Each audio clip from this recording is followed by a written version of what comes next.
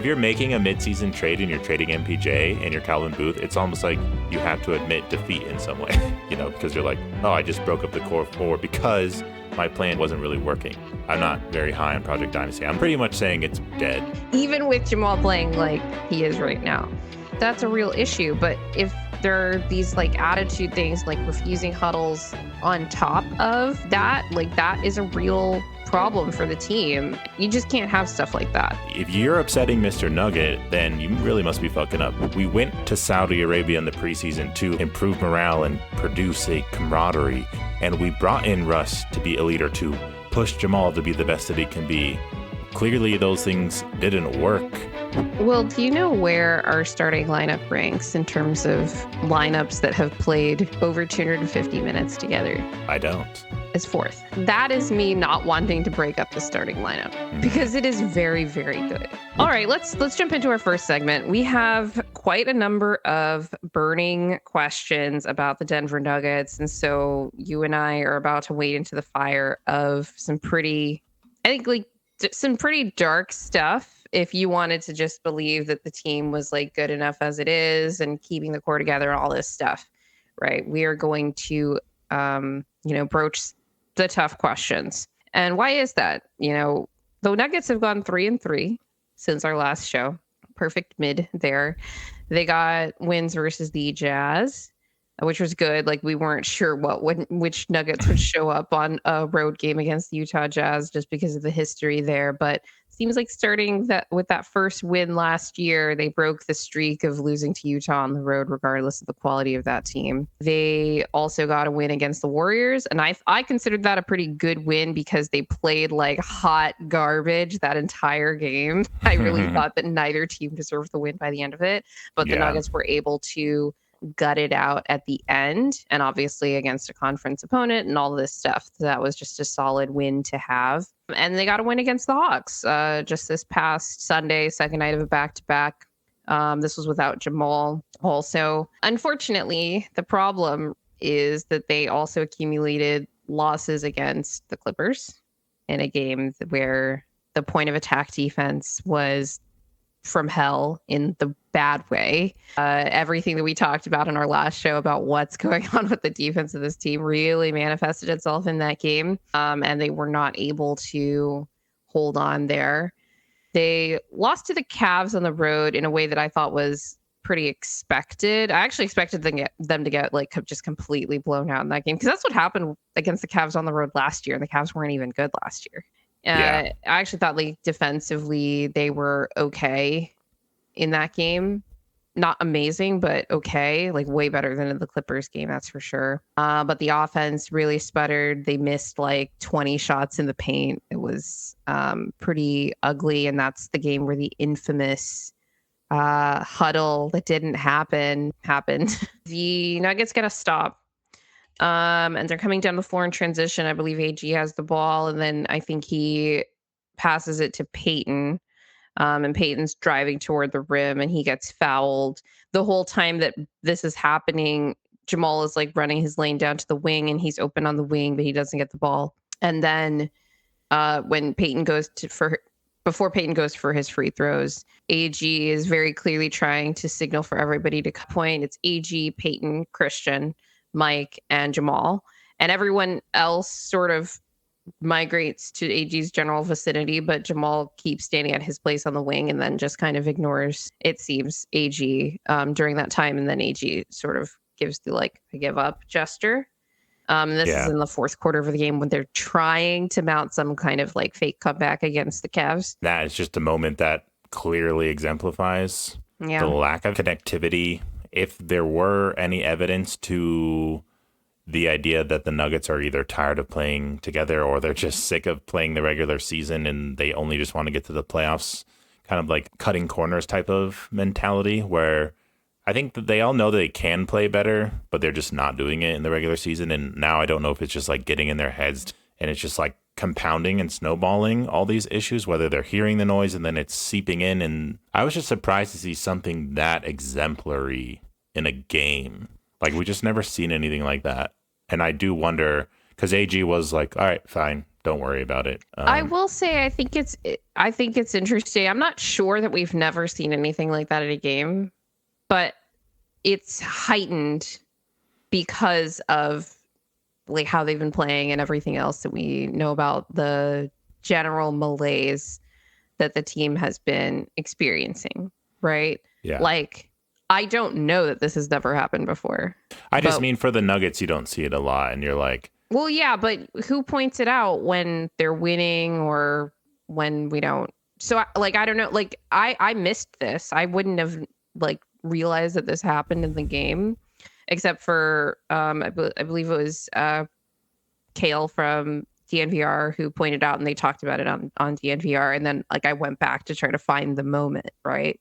And this isn't me like blaming Kale, like how dare you like point this out? It's just like I don't know how often this stuff just happens with like teams, even good teams throughout the course of a regular season, but they're not like caught and pointed out because of the level of scrutiny on them as a result of how they've been playing and how they've been, the energy that they have been putting off all season. Yeah, I feel like a lot of times you hear about things happening in locker rooms or like little reports about Maxey calling out Embiid, and obviously those kinds of things are bad, but it happens on the court in front of everyone to see for those who hadn't turned the game off, like I'm sure a lot of people were doing by that point. And it just kind of backs up a lot of what everyone's been theorizing about the Nuggets, and they're not, either Malone's voice isn't getting through to them, and no one's voice is really getting through to them, which my mind instantly did jump to, we went to Saudi Arabia in the preseason to like improve morale and produce a camaraderie. And we brought in Russ to be a leader, to push Jamal to be the best that he can be. Clearly, those things didn't work, I would say, because 20 games have gone by, or however many games, and it's not the result that we wanted. So either they're starting again to try and recreate a sense of camaraderie and motivation to play better, or they're like digging themselves a deeper hole by being more despondent. And I'm not really sure where each player's mental game is right now, because you never will know that. But when you see signs like that on the court, it's clear what's happening. And some of those rumors and or speculations now basically confirmed, unless the players say otherwise or start behaving or playing otherwise. There was this, you talked about, normally we hear about like things coming out of the locker room. We haven't actually heard too much about like in terms of stuff coming out of the locker room. And there was this moment, I forget if I actually talked about it on the show, but it was after the really slow start that the Nuggets have had. It might have been after one of the overtime wins on that first East Coast road trip, where they're talking to Julian in the locker room about like the team's slow start and how the team feels about themselves. And it's always interesting. Like sometimes you can catch a rookie, you being like a questioner, like catch a rookie who maybe isn't as quite as tight-lipped as as a veteran might be in that situation about like what's actually happening in the locker room. But Julian said something very actually, I remember when it happened now. It was after Ramona's article came out, because he referenced a lot of outside noise about the team. And I remember thinking about the article at the time, but that within the locker room, like, they're holding each other accountable and they're doing like this and that. Like it was kind of a fourth wall breaking, where he's kind of having a meta commentary on what's happening, where he's like, you guys talk about whatever you're talking about. We're worrying about us in here. And I thought that was interesting, because it was an explicit acknowledgement on Julian's part about how, whether it's just him, just the young players in that locker room, or whether it was an emphasis of the whole team to very explicitly ignore that outside noise. Obviously, every team wants to do that. Like, you don't want to be a professional athlete in the NBA of all leagues and really let all of that stuff like dictate the way that you kind of go about your business, because like people are going to say things just all the time about your players, about your team, about your coaches, etc. But the way that I took it when Julian said it was that it was very explicit to the, the quote unquote outside noise that was happening around the team at that time. And I thought that was interesting because it showed like an explicit acknowledgement by the team, by the players on the team, to try to tune that stuff out and that particular stuff. Yeah. And I didn't know how to feel about it at the time. And I still don't know how to feel about it now, to be completely honest. Professional athletes always try to take the high road and seem like they're always above the noise and they don't pay attention to it. But then every piece of evidence is to the contrary, and they make little snide remarks that they did, in fact, hear whatever the reporting is. And Jamal and Jokic have both been guilty of that. I don't really care. I mean, how can you live in the world and not really know what the broader narratives are? I mean, these NBA players who are in the league come out of the league and become broadcasters, and then they start like talking in the same noise that they used to hate, the same manner, and it's like they all understand all those things just as well as fans and media does. It's just how it is. But the bigger concern is just, is it actually affecting them? And I think it is, I would say. I mean, yeah. And the weirdest thing about the whole AG thing is he is Mr. Nugget. He is Mr. Sports Psychologist, mental, that's like why he was positive trying to guy. call the huddle. Yeah, and if you're upsetting Mr. Nugget, then you really must be fucking up. And AG even was just like, almost like he wasn't surprised by it. Like he kind of shrugged it off like, yeah, that's a good point. Like, oh yeah, Jamal, point. don't worry about it again. He's not like continuing on like, come on, man, like don't. Yeah, like you didn't want to hear it from me again. That's a good point. And that's something you can take away from it, like confirmation bias or not, is that clearly that's why I don't think this is even like the first time that happened for this team or any other team, is that it was so like casual. Yeah. So like, that's not good. And that actually brings me to, well, I'm going to skip ahead to a question here.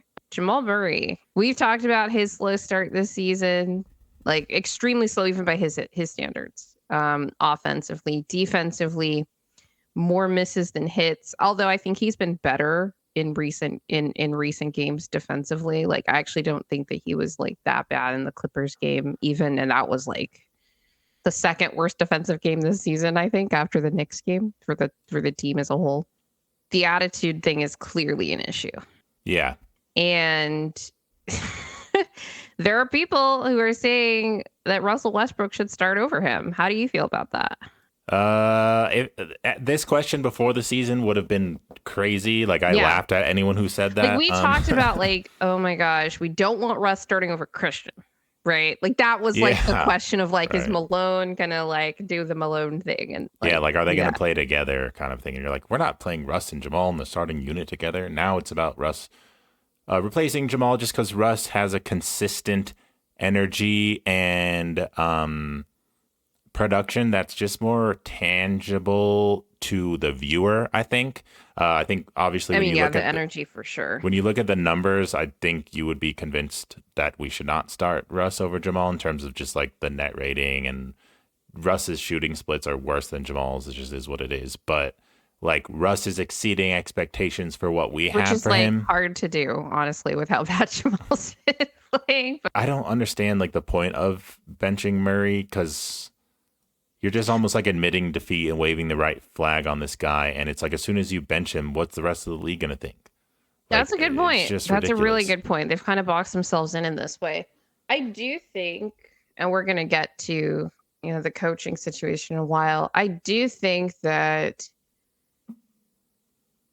as much as I want to defend Malone in lots of instances, like he hasn't had a great year, like this season. Like there have been, a lot of coaching hits misses. And to be fair, in terms of like rotational things alone, like he has tried a lot of different things. And I think a lot of people don't actually acknowledge all of the different things that he has tried. Even though there are some things that I'd like him to try that he just hasn't yet. There are some things that I wanted him to try at the beginning of the season that I thought would work. And then he tried them and they were just utter disasters. And I'm like, all right, like I can't.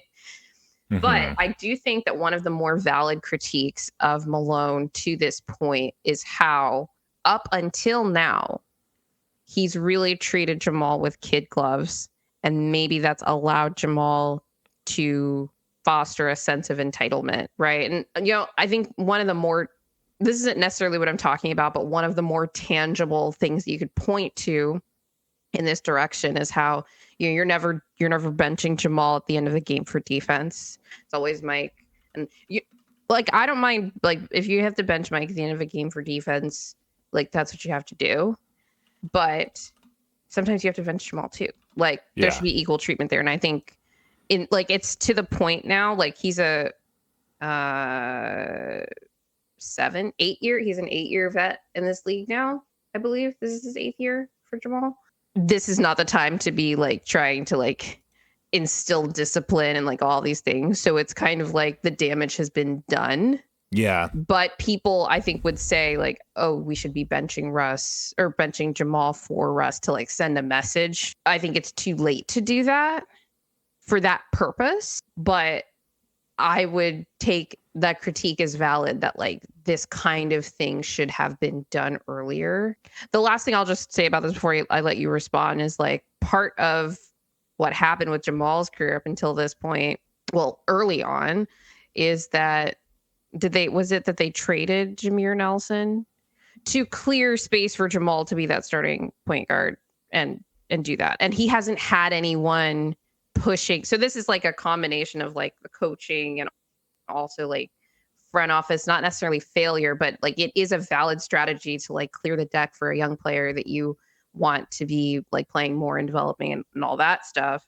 But especially when you don't have anybody ever who can plausibly overtake them thereafter, like there is a sense of entitlement that can accrue when you're talking about a particular personality like Jamal. Not every player would respond that way, but Jamal, it seems, has. Yeah, the time of Jamal being a young developing star is over, and the hard talks that Malone sometimes has with players to try to get them back on track is usually like the way that it's framed is not something that should be happening right now. And I don't think Murray would appreciate that. So I don't even know what Malone can say, even though... What would Jamal appreciate? That's my question. I don't know. Well, that's Murray's motivations are always weird. Like the bright light merchant was the thing last season where he would only play well in really tough games and then would suck against the easy teams was the macro narrative around Jamal.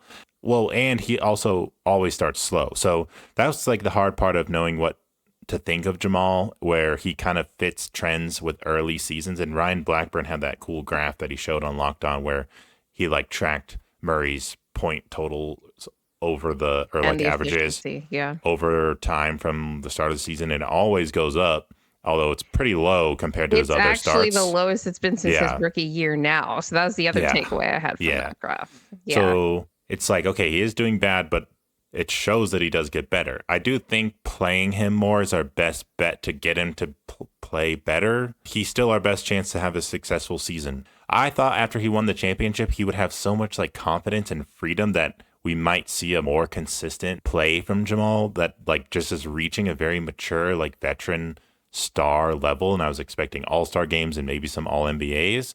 And it turns out that it was the opposite. And I'm thinking, after winning a championship, has he just become complacent and like, well, I already proved to the world that I'm a championship point guard, and now he just has like nothing to work for.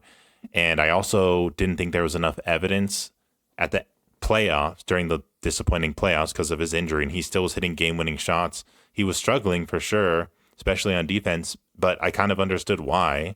And then the Olympics, I thought he would also play better, but I also understood why he didn't play very well because personally, I didn't expect him to really care about the Olympics, but I was hoping him playing with a different coach and different players would inspire him and would help him be in shape. He's playing basketball. In some off seasons, he said, I never play basketball.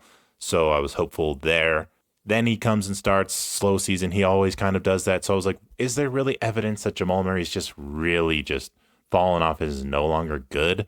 I didn't think so. I was like holding out to see more, and I still am a little bit, but the attitude thing is a bigger, like, not a bigger issue to me because he does need to get back to like the level that he was to even just close the regular season in 2023, let alone like the playoff level. But because like when you look at the numbers, like you were talking about, like for the people that want Russ to start Like Jokic and Russ together on court is a plus 7.8. And despite how terribly Jamal's been playing, even on offense and defense, frankly, the defense with Jokic on the floor and Jamal is just abysmal right now. But even with that, they're a plus 12.4 net in their minutes together, and they have a 129 offensive rating, even with Jamal playing like he is right now. So that kind of goes towards your, like, he just needs to play more and get in shape, like get back to like some semblance of someone who's even playing up to, people forget, for this season, he is still getting paid the rookie scale max extension money. His veteran extension doesn't kick in until next year. He's not playing up to even that right now. And that's, that's a real issue. But if there are these like attitude things like refusing huddles and stuff like that on top of that, like that is a real problem for the team. And, one that even I like couldn't have expected with respect to like, what are the risks, with Jamal this season. Like you just can't have stuff like that, especially on a team with so many young players that, are looking to the veterans on this team for guidance. If he does have a attitude kind of problem and isn't meshing with the team and they're all sick of each other and Malone can't talk to Jamal and Malone can't motivate these guys, and that's the first sign that I ever seriously considered Malone being fired, because usually before now I would have completely written that off and thrown it out the window because I like Malone. And I know a lot of people are low on him and love blaming him because the bench always sucks and they think that's his fault for not coaching up these young guys. I appreciate how difficult it is to develop people while also competing for a championship. Like, we haven't really seen that work all that well unless you have super high draft picks and are drafting generational talents like Tim Duncan or some shit. But that's just not happening.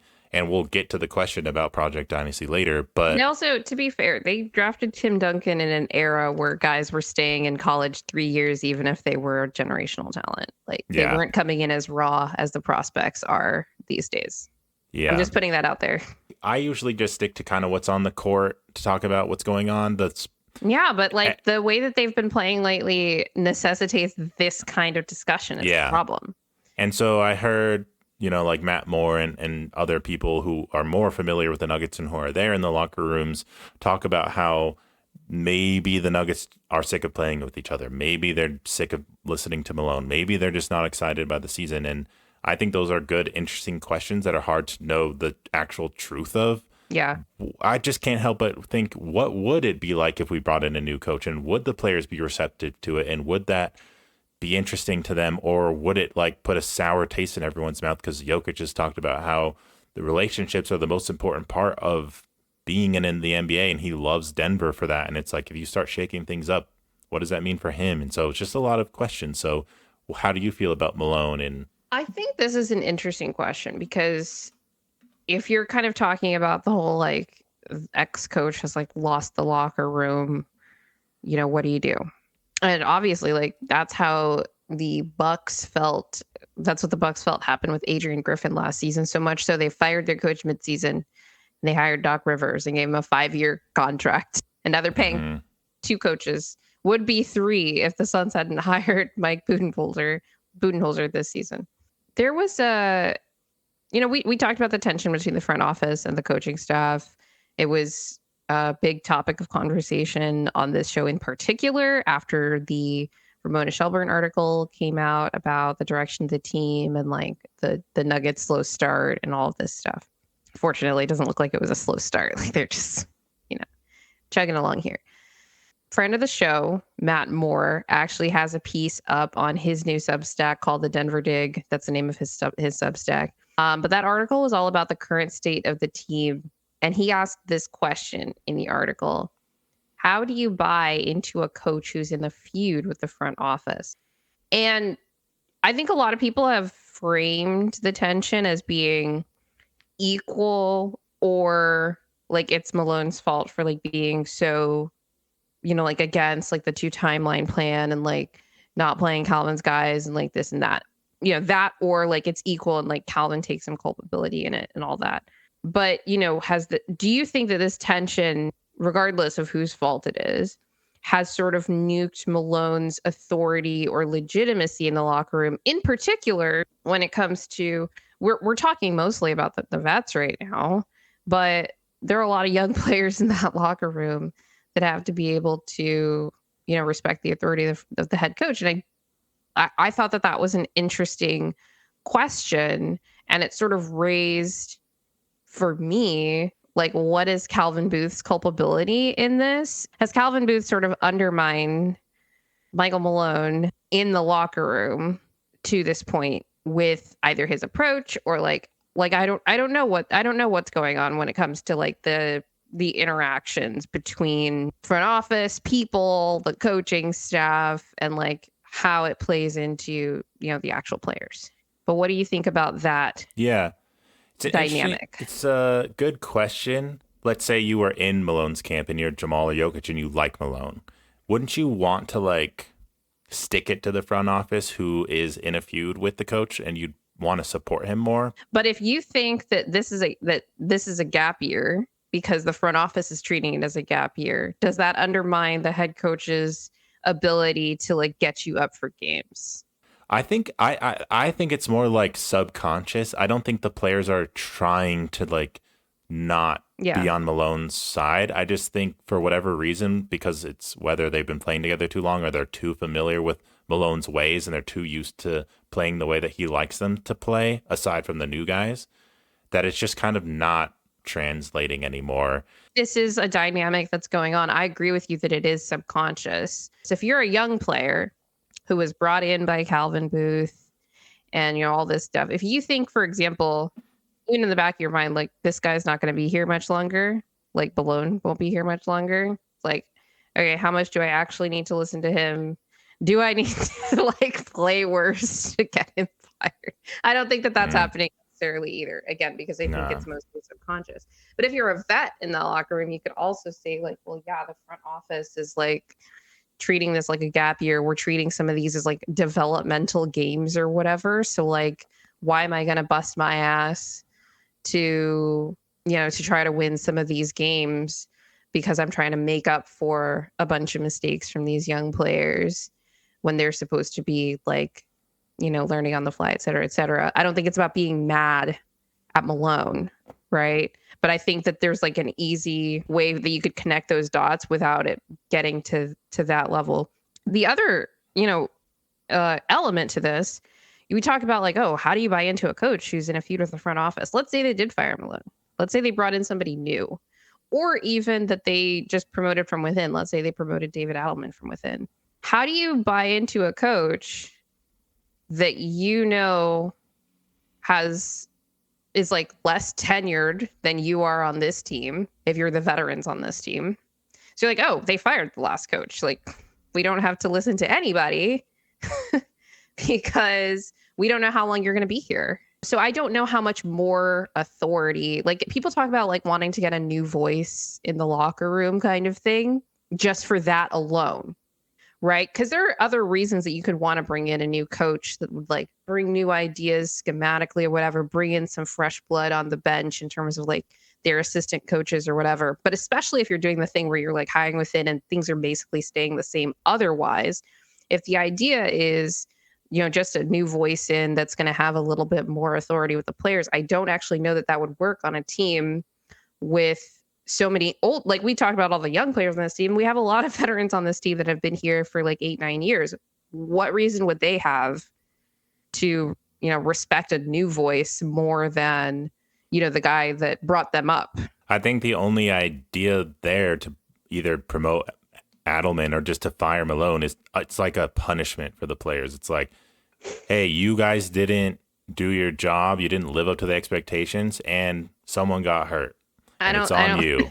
I don't think that's like, that'd be such a weird, like, that'd be like a bad, like Disney Channel original movie line of thinking for like. Well, I don't know that that's like specifically what Calvin Booth would intend by doing like that. Sharpay on High School Musical would do. She would like get Troy's dad fired to punish the guys on the basketball team for like helping the kids on the musical.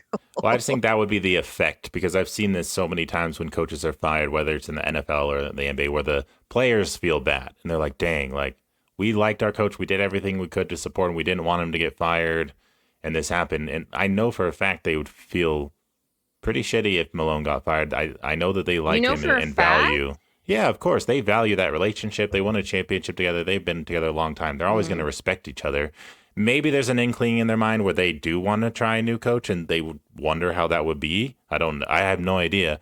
But I think the evidence over the years have shown that they have a pretty positive relationship. And Malone has constantly been cited as a guy who players in the locker room like. I still think most players on the Nuggets right now would be more frustrated with the roster and Calvin Booth and how that's all shaking out. Maybe there's some tension where they don't love the rotations, but I bet you Malone is taking Jokic's preferences for rotations pretty seriously. But at the same time, there's just like a weird motivation issue going on with the Nuggets. And you might just need to try something.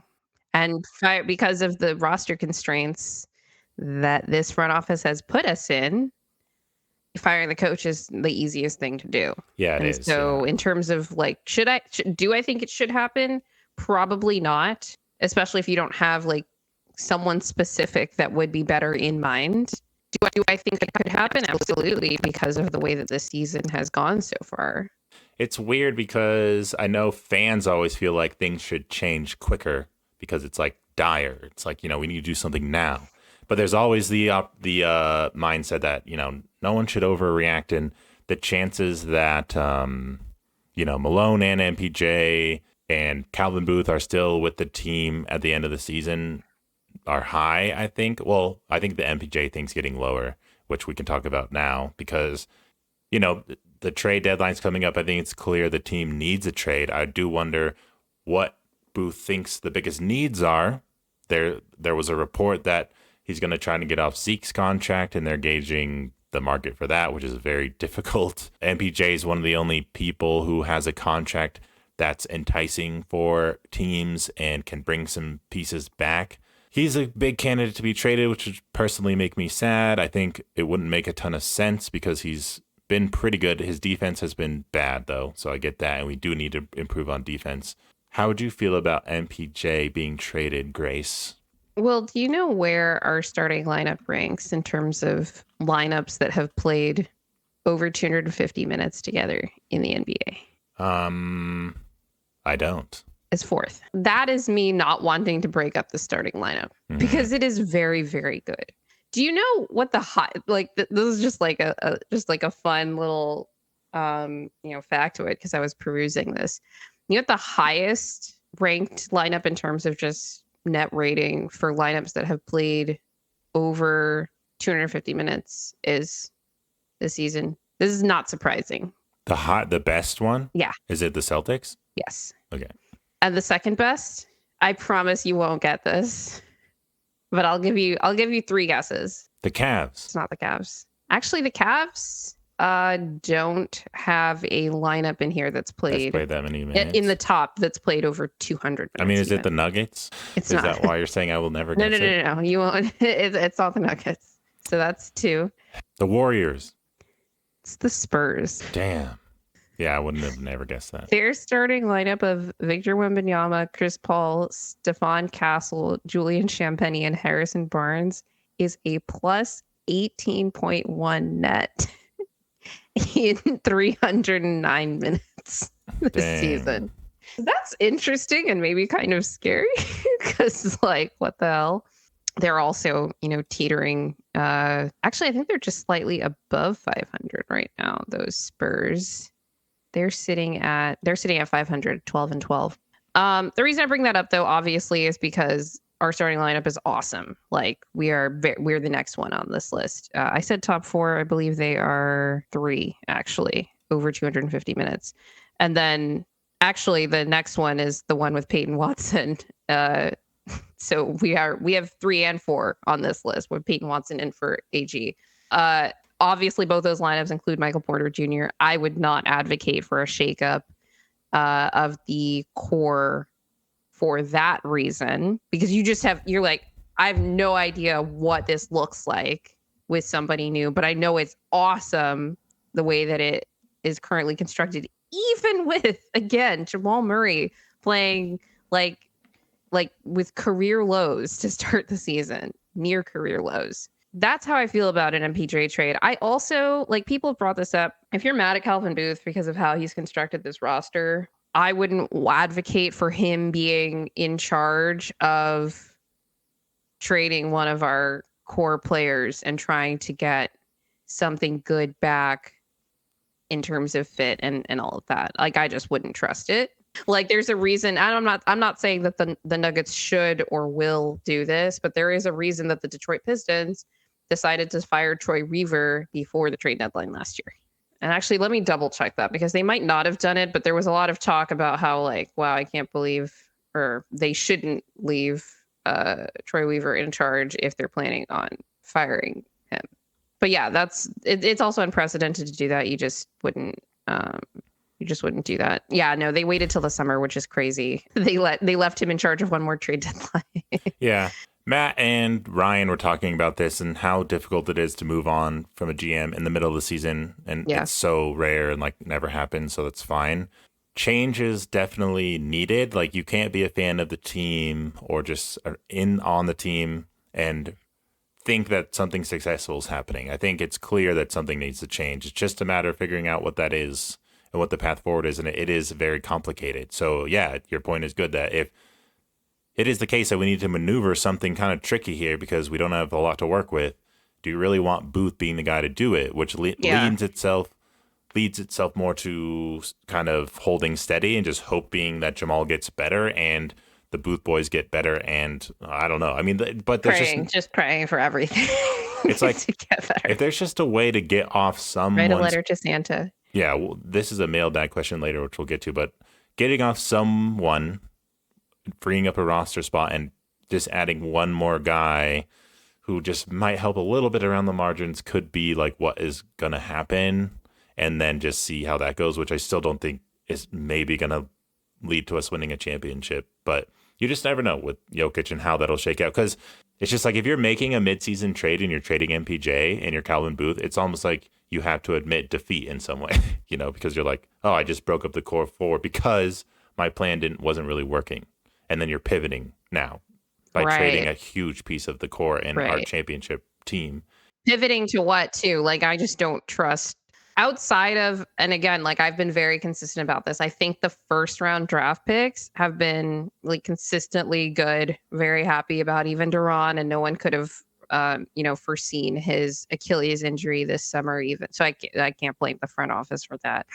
But all of the margin moves outside of that, and signing Justin Holiday, who they declined to sign this season for some reason, for the sake of Project Dynasty, apparently, have been bad since the title. Like, catastrophically bad, like hamstringing our ability to do other things bad, like completely going against what their stated goal of flexibility bad. Mm-hmm. And so for that reason, I would not, as you talked about, want him in charge of pivoting if that's what they need to do.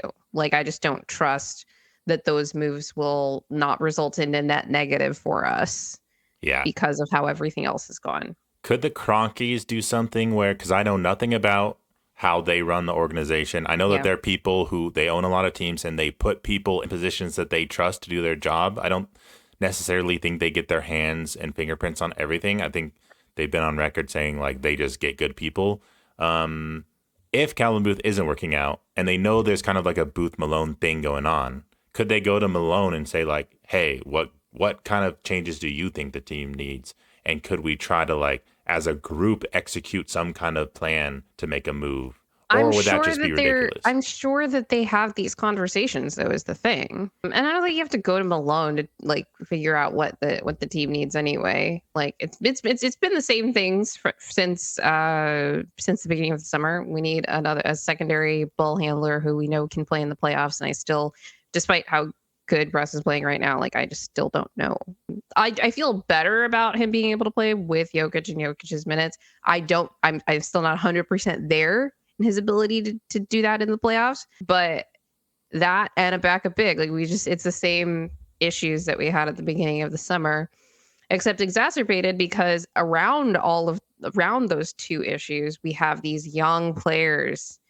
And in particular, like Julian Strawther and his defense has just been like abysmal. And he's started to catch fire offensively over the last couple of games, which has been really nice to see, especially versus the Hawks, frankly, because he was just so comfortable and efficient, getting to his spots, and very decisive in his, in his process, which is like really, really good to see.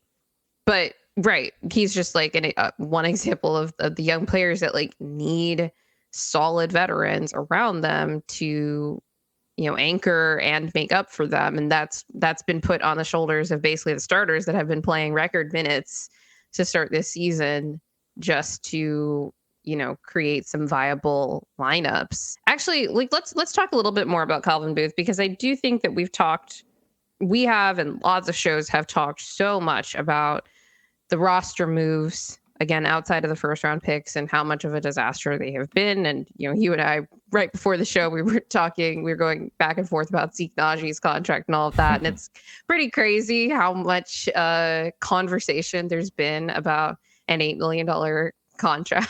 I don't know if any other team has this much conversation about an $8 million contract, but it is what it is. And it deserves the scrutiny that it does because of how much our team relies on margin moves being correct and working out.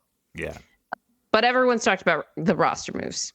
But my question for you is whether the biggest flaw in Calvin's execution of his plan is just not getting the buy-in of, forget Malone, the veteran players on this team for his 2-timeline plan. People online have criticized Malone for overplaying the starters down the stretch of last season, but we also got reports about the starters. AG and MPJ maybe said this publicly during on-court interviews about how they're fighting for the 1 seed down the stretch of last season. They wanted to play, right? We talked about how that gassed them out, but it also took away developmental reps for Peyton in particular, who didn't really play much in the playoffs after the Lakers series, but also Julian, who had been out of the rotation after his knee injury and maybe could have used a couple of extra games reps. I think blaming Malone for not treating last year like a gap year is, first of all, crazy, because they had literally just won a championship. They were returning the same championship core. When people say oh, he was supposed to treat last year like a gap year and play Peyton in the playoffs and play Julian Moore and not play Justin Holiday, who played well, by the way, down the stretch of last season and in the playoffs, as they're trying to fight for a championship, completely misses the failure of Calvin Booth and the front office, whoever is on board with his plan, to get everyone in the organization on board with a really complex plan when it comes to prioritizing the development of these young players, right? Because if you had the vets on the team on board, then they would have been okay, we're probably not getting the 1 seed anyway, which I said they're not getting the 1 seed anyway. They were still just a game away, but still they had to play down to game 82 to do it. But these last few games will give some needed reps to these young guys anyway, and maybe they'll be able to help us in the playoffs. That didn't happen. Right? They wanted to fight for the 1 seed. And this season, we're already talking about, it's pretty safe to say okay, yeah, vets don't really like to play with a bunch of young guys. And it's not just 1 or 2. The title year, yeah, Christian was great. He's in the lineup. He was playing. He played every series, even if he didn't play every game. He was, he was subbing in for starters. MPJ was getting benched for Christian in the NBA Finals in 2023, right? It's different when you've got 3 of them. And then obviously on the back of that, you've got Jalen Pickett and Hunter Tyson as the only options, with no Justin Holiday to pull off the bench, right? But in addition to that you can just assume, we also know that they did not create space for these guys to get reps down the stretch of last season. And so clearly they were not on board. But what culpability does Calvin have in that, beyond the more public like feud with Malone or whatever it is going on in the organization, not getting the players bought in to this, the veteran player. Was Calvin Booth's comment at that press conference, was it the coming into the season media day where he said, it was media day this year. I thought Peyton was going to take off. Is the context of that supposed to make us think that, well, he didn't take off because Malone didn't play him? Is that now what we're supposed to think? Well, I didn't take it that way.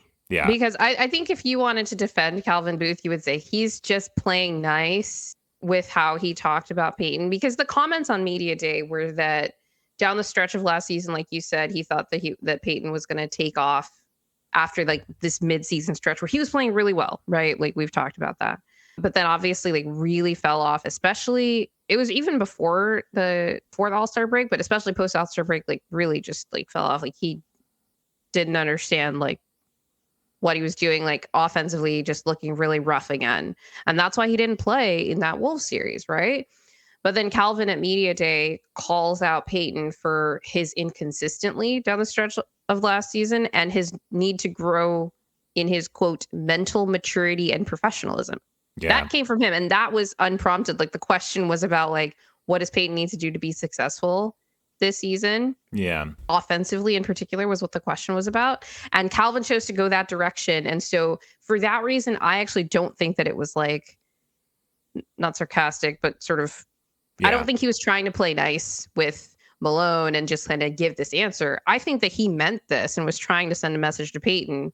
And that's the other thing that people need to kind of wrap their heads around if they want to be mad at Malone for not playing Peyton. Calvin saying this when Calvin is Peyton's guy and vice versa, like he's been pulling for this kid, is willing to say this publicly. Like I believe that. Well, the reason why I ask is just because I think Malone was probably justified in not playing those players as much. I just don't think they would have developed in that time to the point to where it would have been meaningful in the playoffs and to like get us there to contend. I do think that Malone was justified in not playing a second year player, basically a rookie, because he had a redshirt year his rookie season. Yeah, it was like the most physical playoff series probably that the Nuggets have ever played in with this core, right? Yeah. I think the team and the players knew the margin for error was pretty low, and they knew their best bet was to play the starters a lot. And because they were the starters that won the championship. So I would have rather gone out like riding those guys and seeing how far we could go. It didn't work out because they played a lot and they were injured and they were gassed and they didn't win that series. But they were up in a game 7 by 20 points and we lost to the Wolves. And we're still speculating on if we could have maybe beat the Celtics. Like that was the year to really go for it. And I think a lot of the criticisms or the moves that Malone made with the team and riding the starters was easy to say in hindsight. Whereas at the time, it was like one of the best ways to treat the season, even though there was plenty of people who were saying we should not go for the 1 seed. We should be resting some dudes. And maybe that was definitely the move. They overvalued the 1 seed. They thought, get the 1 seed again and let's have home court through the playoffs and let's go and win this thing again. And it just didn't work out like that. So I don't know that the veteran players didn't buy in. I just think I just don't think. Well, clearly not, because if this like so-called plan was to treat last year like a gap year, and I don't blame them for not buying in either, like, because it's crazy. Like it sounds insane to say, oh yeah, we're gonna just like really play like these young players a whole lot this season. There wasn't like a continuity between those two plans last season. It was,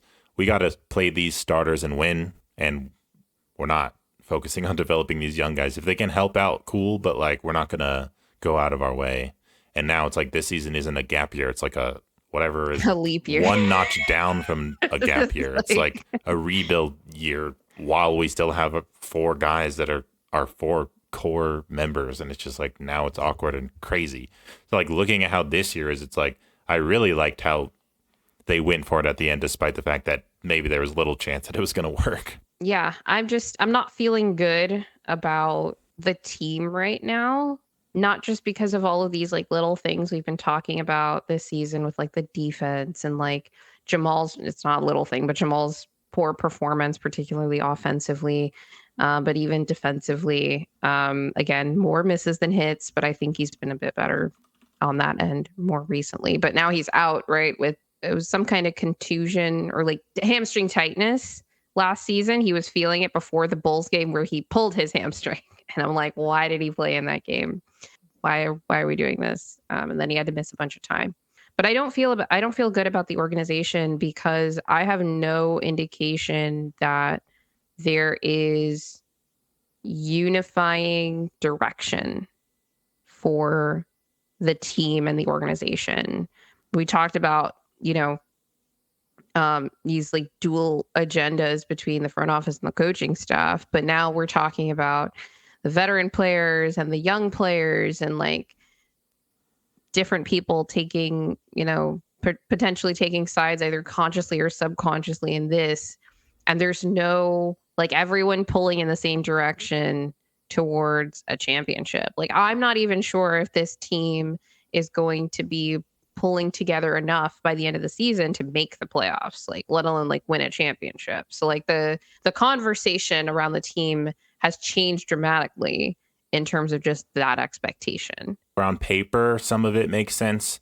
To some, it didn't. And good for you if you're listening and you constantly question Booth's plan and you never liked it. You can have a victory lap.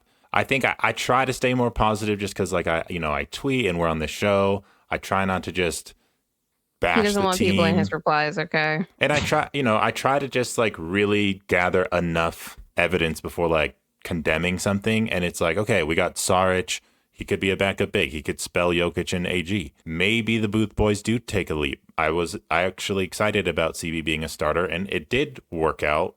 Though I think definitively losing KCP was also a bad move despite that. And I don't think that can be questioned now. I just kind of came to a point talking about these trades and looking at where we are that I was like, hey, we should talk about Project Dynasty and if it is really dead, actually, because we might be at a point where we could answer that. And then I think, what in the world ever would have made anyone think this was possible even?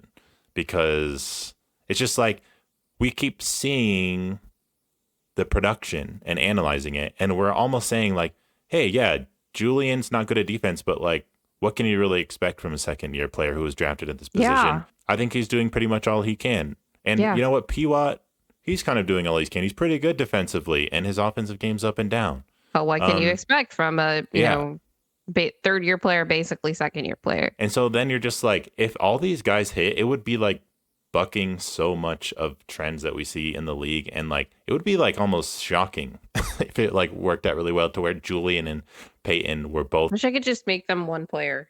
Yeah, that would be that's that would it. be amazing, like yeah. I mean, that player is just like Trey Murphy, who's an actual good defender instead of just one that NBA Twitter says is a good defender. But and it's like, I'm not like a GM, I'm not a scout, I'm not a professional like young player evaluator type of evaluator. That's so it's like, what do I know? It's not about evaluating potential. Most young players, like lottery pick or not, like outside of like the top 5, they're not good immediately when they come into the NBA. They take years for seasoning.